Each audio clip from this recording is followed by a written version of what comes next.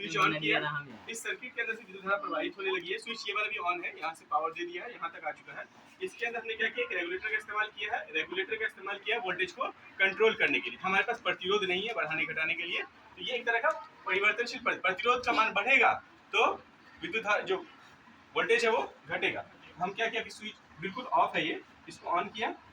अब देखिए जैसे जैसे ऑन कर रहे हैं इससे रीडिंग बढ़ रहा है आपको, अभी 100 वोल्ट पे, ठीक है। इधर बढ़ा रहे हैं, वोल्टेज बढ़ रहा है, तो इसके अंदर जो बल्ब जल रहा है उसकी रोशनी जो है बढ़ रही है, लेकिन ये क्यों नहीं बढ़ रहा है?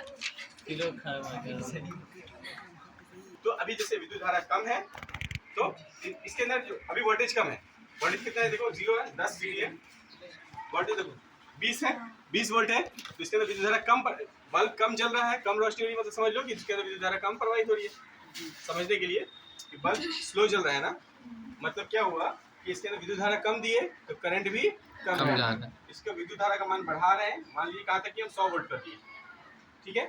बल्ब की रोशनी बढ़ी, इसका मतलब क्या हो जाता है कि बल्ब के अंदर जो विद्युत धारा प्रवाहित हो रही है वो ज्यादा हो गई है ना, एम्पियर जो इसका ज्यादा करंट पहले लगा है।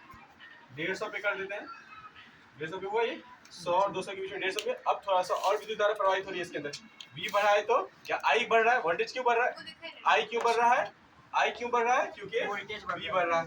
फिर और I को बढ़ाए, वोल्टेज को बढ़ाए, तो क्या हुआ, और बढ़ गया वो 300 पे ले जाएगा। अब इससे ज्यादा इनपुट उससे ज्यादा नहीं है ना, इसलिए दिखा रहा है, ठीक है। ठीक ऐसे